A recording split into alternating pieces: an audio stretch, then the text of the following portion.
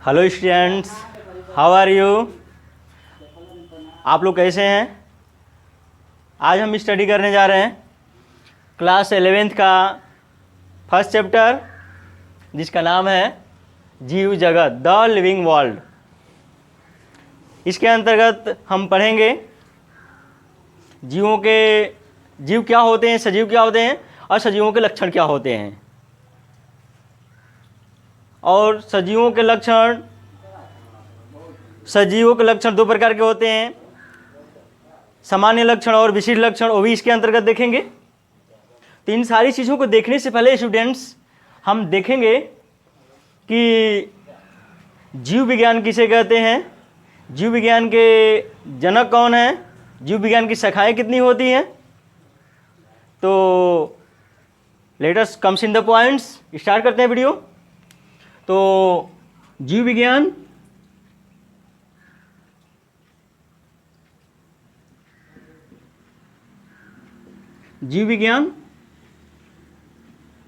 जिसको इंग्लिश में बायोलॉजी कहा जाता है,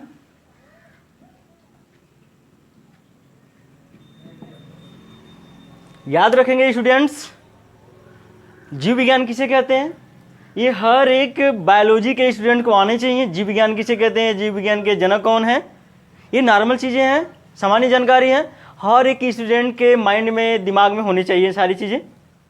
तो पहले इसके बारे में जान लेते हैं। तो जीव विज्ञान विज्ञान की वह शाखा जिसके अंतर्गत हम जीवों का अध्ययन करते हैं, जीव विज्ञान कहलाता है। तो विज्ञान की वह शाखा जिसके अंतर्गत हम सभी जीवों का अध्ययन करते हैं, जीव विज्ञान कहलाता है। तो आप लोगों ने देखा, तो इसकी डिफिनीशन लिख लेते हैं आप लोग।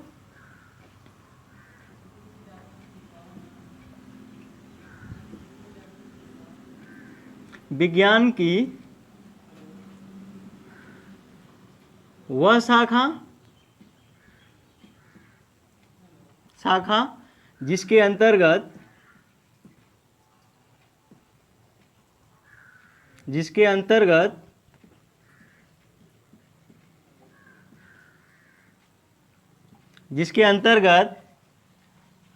हम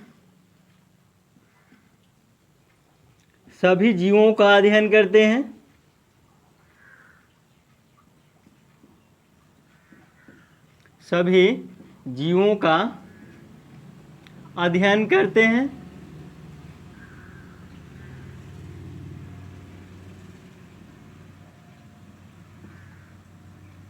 करते हैं,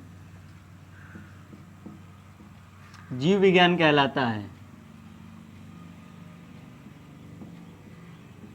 जीव विज्ञान कहलाता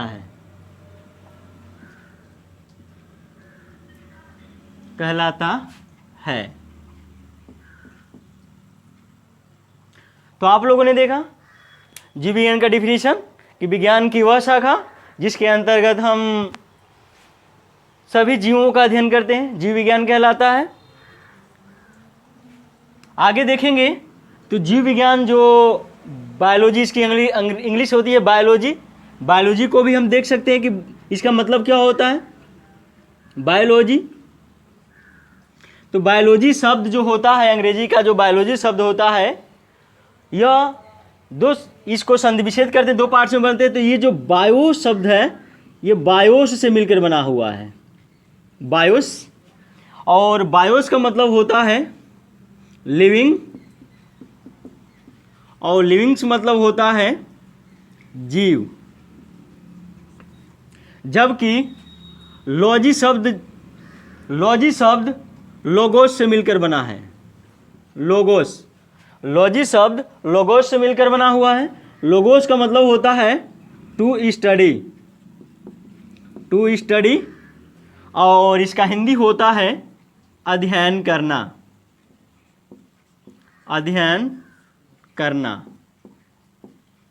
तो आप लोगों ने देखा कि अंग्रेजी शब्द को हम दो पार्ट्स में तोड़ कर देखते हैं, बांट कर देखते हैं। तो उसका भी मतलब होता है जीवों का अध्ययन करना, जीवों का अध्ययन करना। बायोलॉजी कहलाता है। तो आप लोगों ने देखा कि जीवों का अध्ययन करना बायोलॉजी कहलाता है, हिंदी में भी देखा आप लोगों ने और इंग्लिश में भी देखा। अब देखते हैं जीव विज्ञान के जनक कौन हैं। जीव विज्ञान के जनक, father of biology, father of biology. तो आप लोग देखेंगे कि जीव विज्ञान के जनक अरस्तु को कहा जाता है।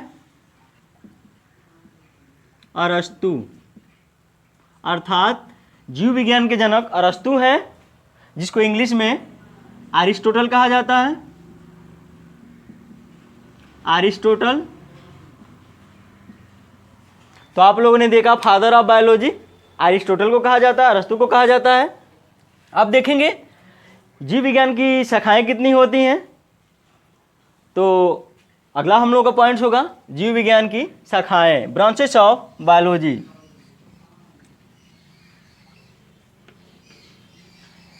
Branches of biology. बायोलॉजी अर्थात जीव विज्ञान की मुख्यतः दो शाखाएं हैं। जीव विज्ञान की शाखाएं।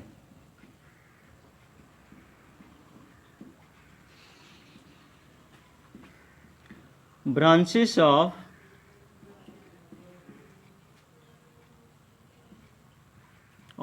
बायोलॉजी। तो आप लोग देखेंगे जीव विज्ञान की कितनी शाखाएं होती हैं। तो मुख्य रूप से जीव विज्ञान की दो शाखाएं होती हैं। जीव विज्ञान की मुख्य रूप से दो शाखाएं होती हैं। एक को कहा जाता है जंतु विज्ञान, जंतु विज्ञान, जिसको इंग्लिश में कहते हैं जूलॉजी। जबकि दूसरी शाखा है जिसको कहते हैं वनस्पति विज्ञान, वनस्पति विज्ञान, जिसको इंग्लिश में कहते हैं बॉटनी, बॉटनी। तो आप लोगों ने देखा जीव विज्ञान की मुख्यतः दो शाखाएं हैं, जंतु विज्ञान और वनस्पति विज्ञान। हाँ, देखेंगे पहले जंतु विज्ञान किसे कहते हैं, फिर उसके बाद देखेंगे वनस्पति विज्ञान किसे कहते हैं। तो जंतु विज्ञान जूलॉजी, तो इसकी डिफिनीशन होती है कि जीव विज्ञान की वह शाखा, जीव विज्ञान की वह शाखा जिसके अंतर्गत हम जंतुओं का अध्ययन करते हैं। जूलॉजी अर्थात जंतु विज्ञान कहलाता है। तो जीव विज्ञान की वह शाखा जिसके अंतर्गत हम जंतुओं का अध्ययन करते हैं, जंतु विज्ञान अर्थात जूलॉजी कहलाता है। इसको इसकी परिभाषा लिख लेते हैं। जीव विज्ञान की वह शाखा, जीव विज्ञान की वह शाखा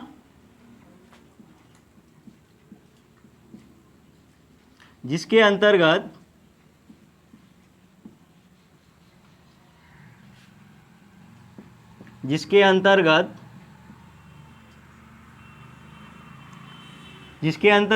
जंतुओं का अध्ययन किया जाता है, जंतुओं का अध्ययन किया जाता है।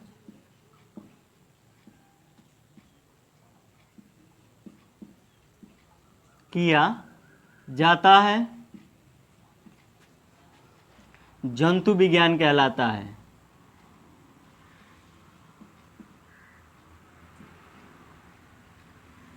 जंतु विज्ञान कहलाता है, कहलाता है।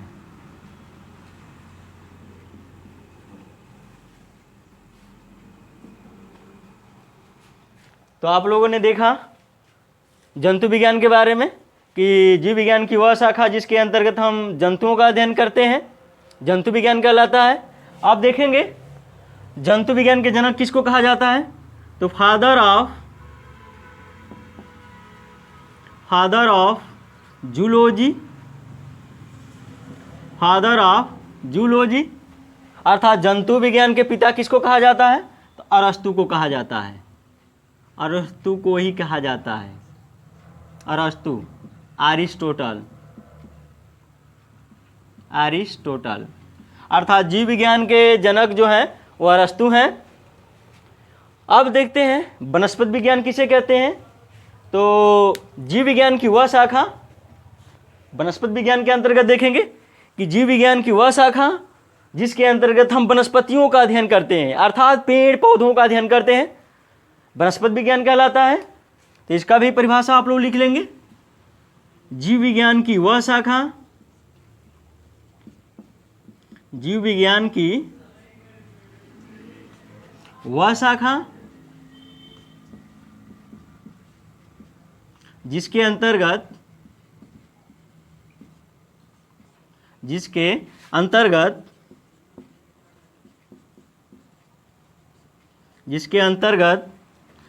वनस्पतियों का अध्ययन किया जाता है, वनस्पतियों का अध्ययन किया जाता है, कोष्ठ में पादप वनस्पतियों का अध्ययन किया जाता है,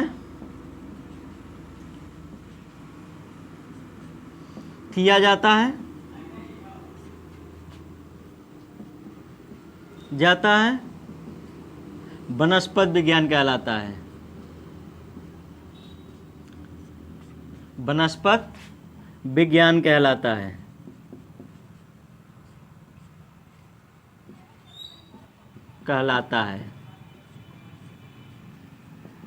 तो आप लोगों ने देखा वनस्पति विज्ञान किसे कहते हैं। तो उसकी परिभाषा है जीव विज्ञान की वह शाखा जिसके अंतर्गत वनस्पतियों अर्थात पेड़ पौधों का अध्ययन किया जाता है, वनस्पति विज्ञान कहलाता है। अब फादर ऑफ बॉटनी देख लेंगे, फादर ऑफ बॉटनी अर्थात वनस्पति विज्ञान के पिता किसको कहा जाता है। तो वनस्पति विज्ञान के पिता थियोफ्रेस्टस को कहा जाता है, थियोफ्रेस्टस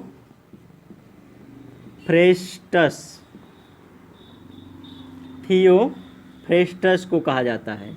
इंग्लिश में लिख लेते हैं, थियोफ्रेस्टस।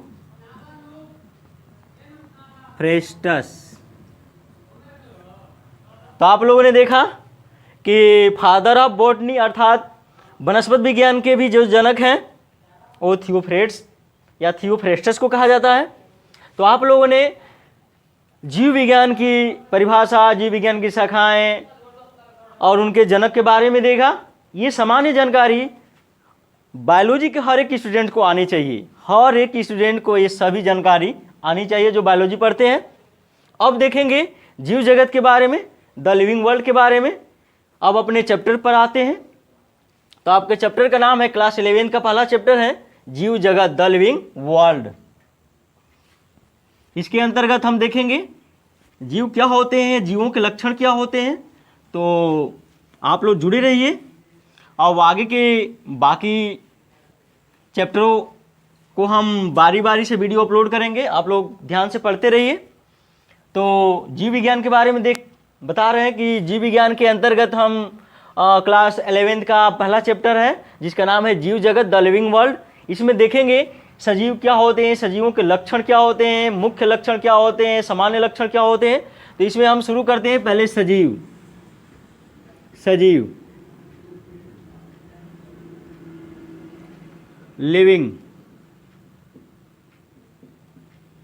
लिविंग याद रखेंगे बच्चों, सजीव क्या होते हैं। तो सजीव वे जो स्वप्रतिकृति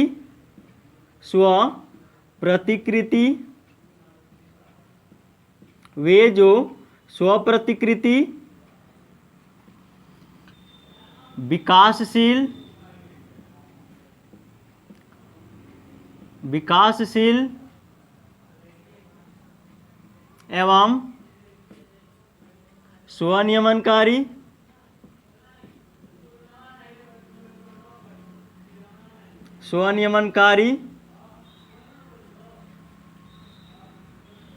स्वनियमनकारी, पारस्परिक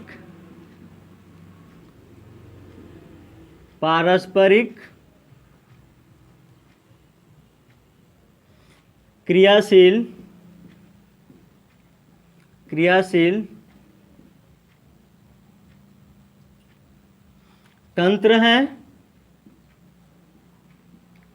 तंत्र हैं जो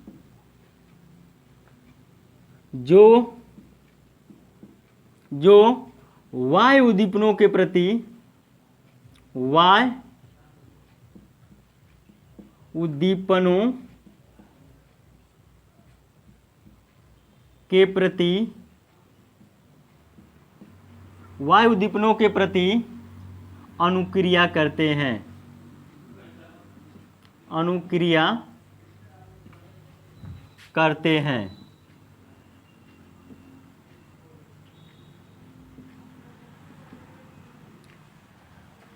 अनुक्रिया करते हैं, सजीव कहलाते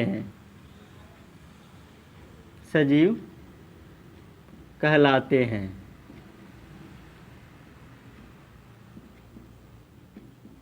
तो आप लोगों ने देखा सजीव क्या होते हैं?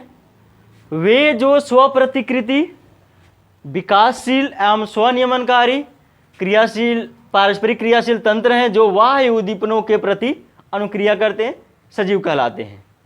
आपको इसके बारे में बता दें कि स्वप्रतिकृति, विकासशील या स्वनियमनकारी का मतलब क्या होता है। तो याद रखेंगे स्टूडेंट्स, स्वप्रतिकृति का मतलब होता है अपने समान संतति उत्पन्न करना, अपने समान जीव को बनाना, स्वप्रतिकृति कहलाता है। अर्थात वे जो अपने समान संतान उत्पत्ति करने की क्षमता रखते हैं। विकासशील का मतलब होता है उनमें वृद्धि होती है, छोटे रहेंगे तो बड़े हो जाएंगे, तो उनमें विकास होता है, वृद्धि होता है। और स्वनियमनकारी अर्थात उनके अंतर्गत स्वयं से कुछ क्रियाएं होंगी।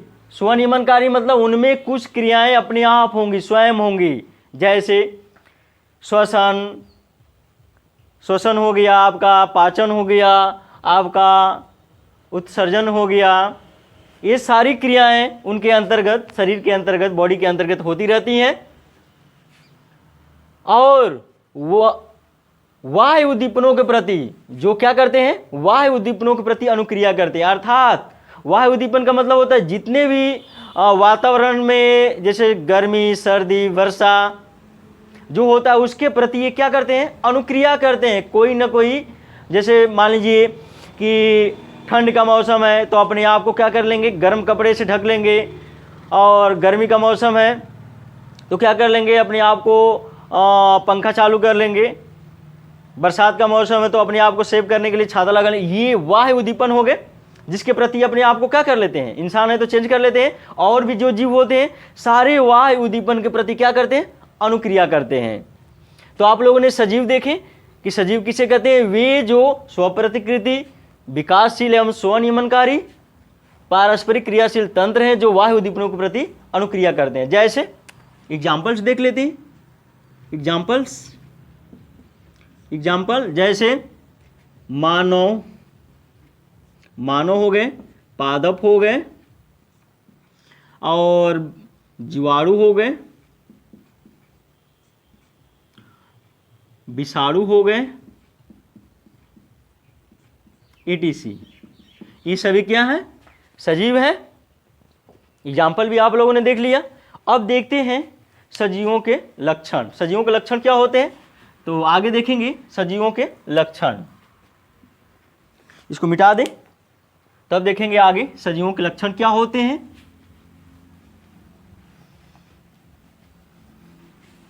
सजीवों के लक्षण, characteristics of livings.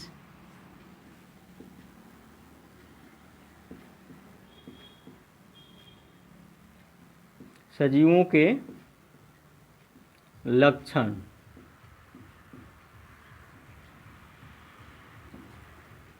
Characteristics of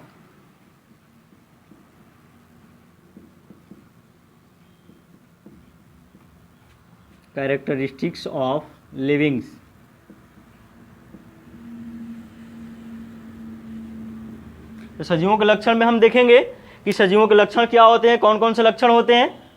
तो याद रखेंगे सजीवों के हम जितने भी लक्षण हैं आपके सामने लिख दे रहे हैं, आप लोग इसको याद कर लीजिएगा। तो याद रखेंगे बच्चों, सजीवों के लक्षण में पहला आता है, सजीवों के लक्षण में आता है पहला वृद्धि, वृद्धि जिसको इंग्लिश में ग्रोथ कहते हैं, वृद्धि। दूसरा हो गया आपका गति, गति जिसको मोशन कहते हैं। तीसरा हो गया आपका जनन, जिसको हम रिप्रोडक्शन कहते हैं, रिप्रोडक्शन। चौथा हो गया आपका पोषण, पोषण जिसको न्यूट्रिशन कहते हैं इंग्लिश में, न्यूट्रिशन। पांचवा हो गया आपका पाचन, पाचन जिसको कहते हैं डाइजेशन, डाइजेशन। छठवां हो गया आपका श्वसन, श्वसन जिसको कहते हैं रेस्पायरेशन, रिस्पायरेशन। सातवां हो गया आपका उत्सर्जन, उत्सर्जन जिसको एक्सक्रीशन कहते हैं, एक्सक्रीशन। आठवां हो गया आपका उपापचय, उपापचय, मेटाबॉलिज्म, बोलिज्म। नौवां हो गया आपका जीव द्रव्य, जीव द्रव्य जिसको कहते हैं आप प्रोटोप्लाज्म, प्रोटोप्लाज्म। 10वां हो गया आपका संवेदनशीलता,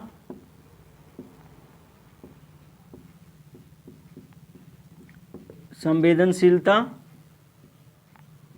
जिसको सेंसिटिविटी कहते हैं, सेंसिटिविटी, सेंसिटिविटी। तो आप लोगों ने देखा कुछ सजीवों के हमने लक्षण रखे हुए हैं आपके सामने, ये सब आप लोग याद रखेंगे, क्योंकि बायोलॉजी पढ़ने का मतलब होता है कि सजीव के बारे में जानना और उसके लक्षणों को याद रखना बहुत ज़रूरी है। तो सबसे पहले आप लोगों ने देखा वृद्धि, ग्रोथ। कोई जीव होगा, उनके शरीर में या तो लंबाई में वृद्धि होगी, या तो भार में वृद्धि होगी, या चौड़ाई में मतलब आयतन में वृद्धि होगी, संख्या में वृद्धि हो सकती है। जबकि गति अर्थात जीव होंगे वो एक स्थान से दूसरे स्थान तक जा भी सकते हैं, जाते भी हैं अर्थात गति करते हैं। जनन अपने समान संतति उत्पन्न करते हैं, मतलब अपने समान संतति उत्पन्न करना जनन कहलाता है। पोषण शारीरिक क्रियाओं को सुचारू रूप से चलाने के लिए उनके शरीर में ऊर्जा की आवश्यकता होती है, जो उनको ऊर्जा भोजन के माध्यम से प्राप्त होती है। पाचन, भोजन का पाचन होता है, जो भी भोजन हम लोग खाते हैं, जीव खाते हैं, उनमें क्या होता है, पाचन की क्रियाएं होती हैं, डाइजेशन होता है। श्वसन, जीवों के शरीर में ऊर्जा का फॉर्मेशन होना, ऊर्जा का निर्माण होना श्वसन कहलाता है। उत्सर्जन, अपशिष्ट पदार्थों का किसी जीव के शरीर से बाहर निकलना उत्सर्जन कहलाता है। उपापचय, किसी जीव के शरीर के अंतर्गत सभी रासायनिक क्रियाओं को सामूहिक रूप से उपापचय क्रियाएं कहते हैं, उपापचय कहते हैं।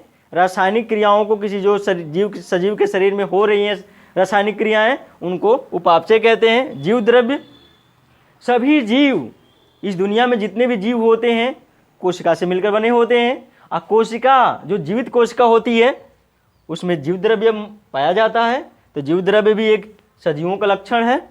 जबकि संवेदनशीलता देखेंगे, सेंसिटिविटी, सेंसिटिविटी होती है जो वाह्य कारक के प्रति, जो भी वाह्य कारक हैं, जैसे वातावरण के प्रति हम क्या होते हैं, एक्टिव होते हैं, उनके प्रति अनुक्रिया करते हैं, संवेदनशील होते हैं। तो जीव होंगे तो वाह्य कारक अर्थात वातावरण के प्रति क्या होंगे, संवेदनशील होंगे, अर्थात संवेदनशीलता का गुण होगा उनमें। तो आप लोगों ने देखा ये सजीवों के लक्षण। अब देख लेते हैं कि सजीवों के लक्षण जो आप लोगों ने देखे हैं, सजीवों के लक्षण में दो प्रकार के लक्षण होते हैं। एक को कहा जाता है सामान्य लक्षण, सामान्य लक्षण, सामान्य लक्षण जिसको कहा जाता है general characters, general character, general character. और दूसरा होता है विशिष्ट लक्षण, विशिष्ट लक्षण, विशिष्ट लक्षण जिसको स्पेशल कैरेक्टर कहते हैं, स्पेशल कैरेक्टर्स, कैरेक्टर। तो आप लोगों ने देखा कि जो सजीवों के लक्षण देख रहे हैं उसमें दो प्रकार के लक्षण हैं, एक सामान्य लक्षण, एक विशिष्ट लक्षण। सामान्य लक्षण क्या होते हैं और विशिष्ट लक्षण क्या होते हैं, ये भी जानना जरूरी है आप लोगों को। तो सामान्य लक्षण वे लक्षण जो सजीवों में भी पाए जाते हों और निर्जीवों में भी पाए जाते हों, वे लक्षण जो सजीवों में भी पाए जाते हों और निर्जीवों में भी पाए जाते हों, सामान्य लक्षण कहलाते हैं। वो बताएंगे आपको कि कौन कौन इनमें से सामान्य लक्षण है और कौन कौन विशिष्ट लक्षण, जब इसको डिटेल से पढ़ाएंगे आपको तो बताएंगे। और विशिष्ट लक्षण क्या होते हैं, तो विशिष्ट लक्षण जीवों के वे लक्षण होते हैं जो केवल और केवल सजीवों में पाए जाते हैं, निर्जीवों में नहीं पाए जाते हैं। तो सजीवों के वे लक्षण जो सिर्फ सजीवों में पाए जाते हैं, निर्जीवों में नहीं पाए जाते हैं, विशिष्ट लक्षण कहलाते हैं। तो इसमें भी आप लोग लिख लेंगे, वे लक्षण जो सजीव व निर्जीव, सजीव व निर्जीव दोनों में पाए जाते हैं,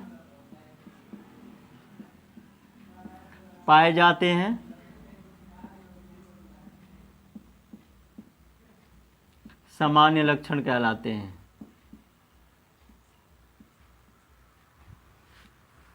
लक्षण कहलाते हैं।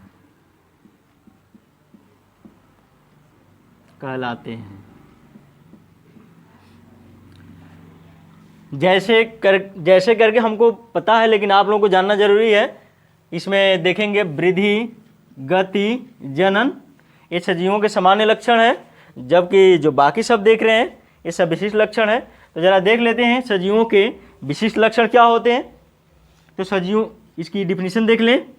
तो सजीवों के वे लक्षण, सजीवों के वे लक्षण जो केवल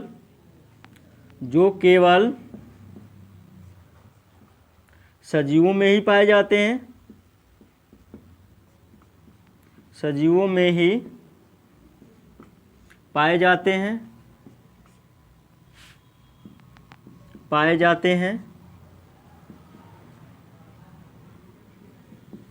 निर्जीवों में नहीं पाए जाते, निर्जीवों में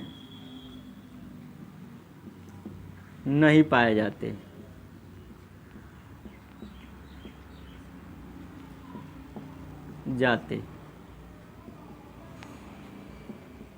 विशिष्ट लक्षण कहलाते हैं,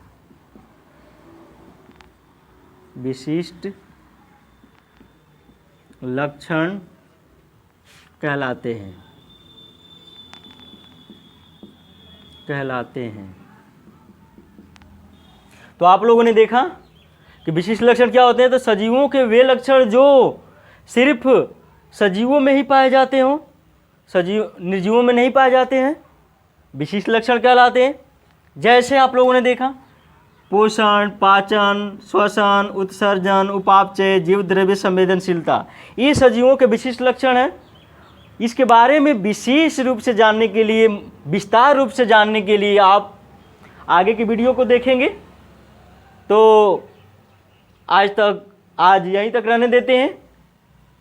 आगे आपको आगे के जो टॉपिक हैं आगे की वीडियो में आपको मिलते रहेंगे। हाँ, आपको बता दें, जानकारी दे दें कि आपको क्लास वाइज जो वीडियो हैं, जैसे क्लास 9, 10th, 11th, 12th की वीडियो बायोलॉजी के, वो